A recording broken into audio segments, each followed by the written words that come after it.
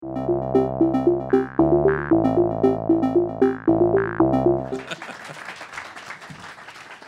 you very much, and good morning, ladies and gentlemen. It's great to be here with you for the 2013 Economic Revitalization Conference, Building Rural Resilience Through Innovation and Enterprise. And I'd like to particularly welcome all of the out-of-town visiting guests that we have here today.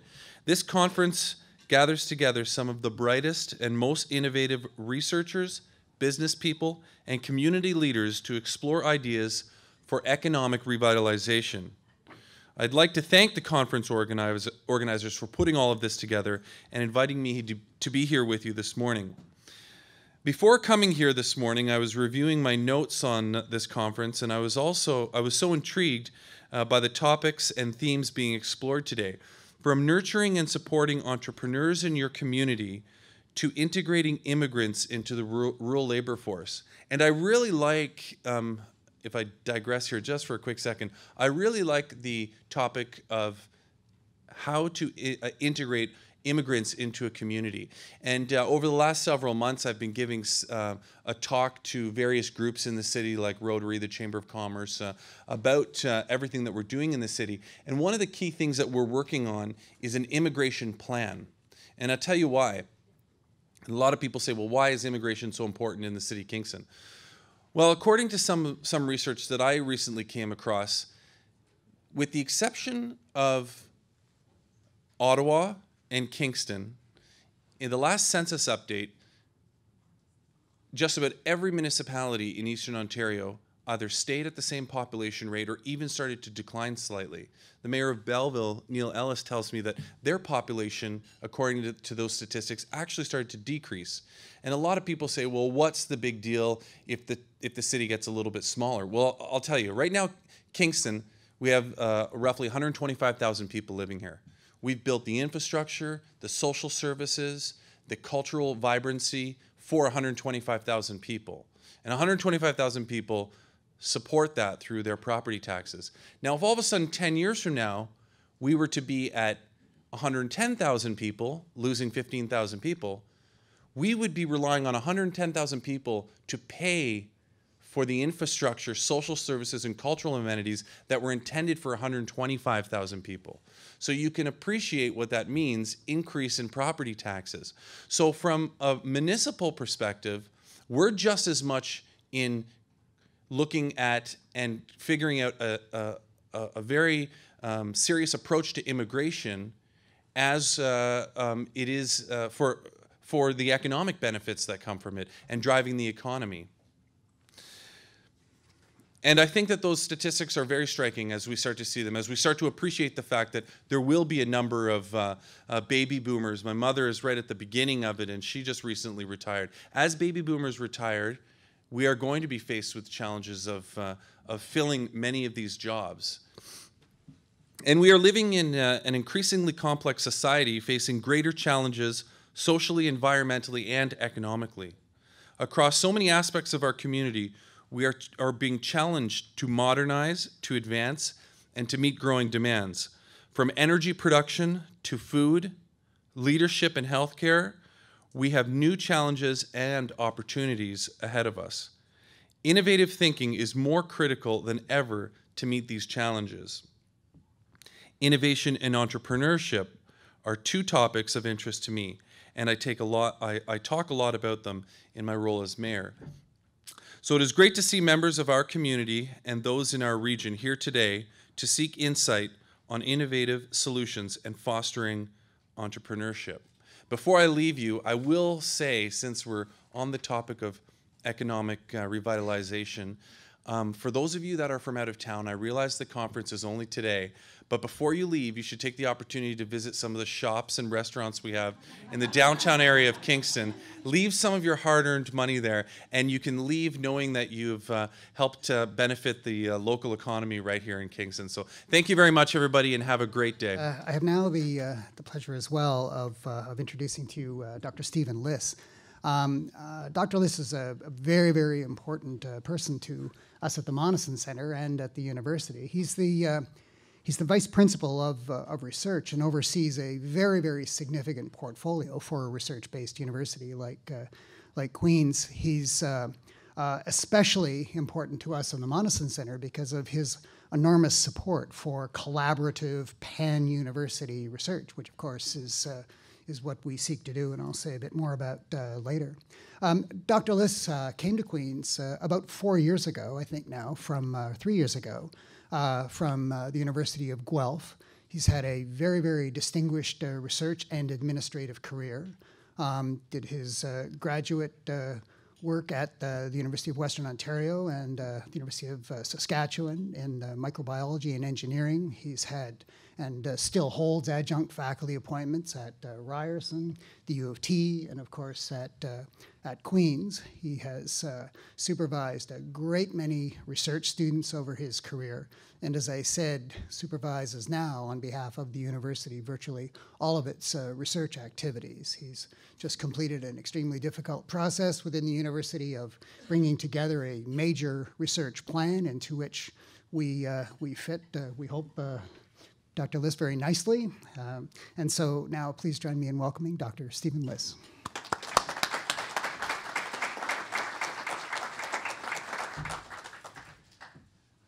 Thanks very much for the kind introduction.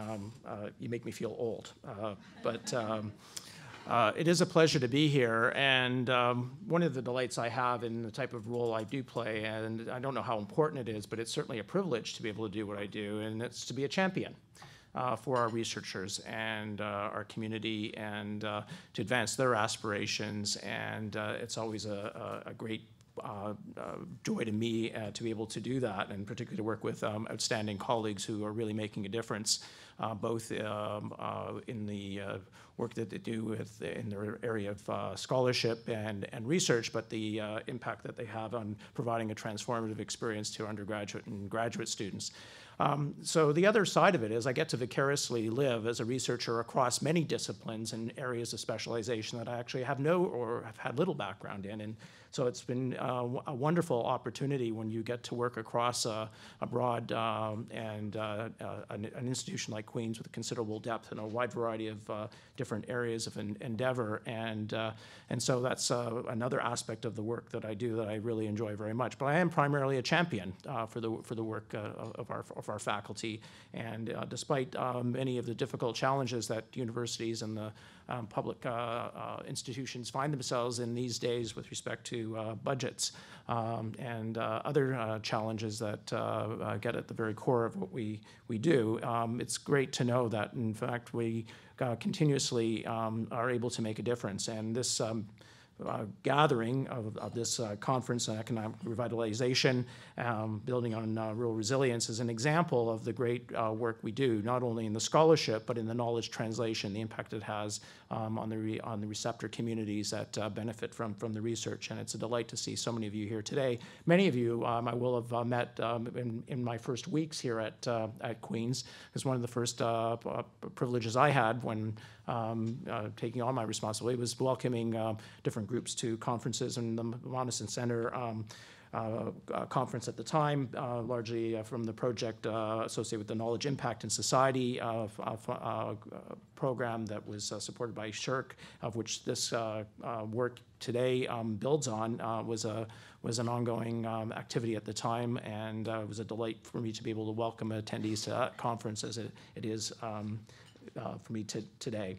And so it is the emphasis of knowledge translation, I think, that really is at the heart, but what impact that we're able to make regionally on economic development and innovation and entrepreneurship. And the mayor and I share his sentiment that Kingston has a lot to offer, but one of the things I've felt when I came to Kingston, and I've seen how Kingston shapes the region, how important it is that we think of ourselves regionally and that we all benefit from that regional connection.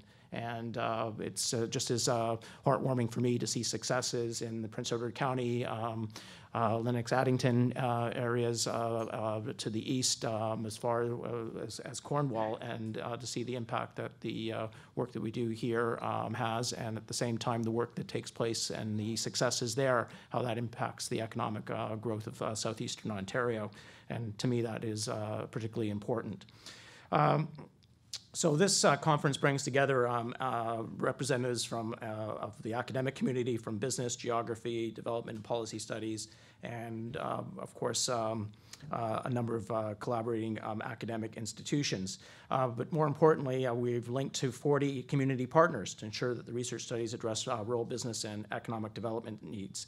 And it is an institutional priority. And our principal, who is unfortunately busy with other things today, but and would certainly like to be here, and as he would in many instances, to welcome attendees to events like this, has identified supporting local and regional economic development as one of our 4 fundamental principles for the university's growth. And by bringing together world-class academics and community practitioners, projects and programs such as that which brings us here today, making sure that Queen's research really makes a difference in our backyard as well as around the world. It's also important to recognize that initiatives like this come from because there's other partners who play another particular important role, and that is providing the funding associated with it, and particularly funding from the Social Science and Humanity Research Council of Canada, that has funded joint initiatives between government, business, and nonprofit organizations which build knowledge and expertise in key social, cultural, and economic issues. And it's important to recognize in a climate where competition for agency funding is very, very tight, it's gratifying to know that with the strength of outstanding partners like yourselves and with the strength of our research community, that we can make a compelling case for the types of investments that come to bear on our communities and to help our communities grow. And that's particularly important. We, as I probably have alluded to already, we want to be not only good citizens within our community, but we really want to be at the heart of which helps to transform our community and to ensure future success, as well as being able to retain talented individuals who come through our university and to stay within the region or to come back to the region and help build and contribute to economic development. So in closing, thank you all for coming. Thank you to the project leadership team, particularly Director of the Monieson Center, Dr. Scott Carson, his predecessor, Dr. Yolande Chan, who's very involved with the original KISS project, and to all those who will be making presentations today. There are many researchers who contribute to this project, not only the faculty, but students who make up the BCom program, the MBA program in the School of Business, of course, master's students in a variety of programs, as I've indicated earlier, and those who are pursuing their PhDs, who are also contributing their scholarship to the work you'll be hearing about today. So thank you again for the opportunity to share a few comments with you this morning, and I wish you all the best for a successful and rewarding day. Thank you.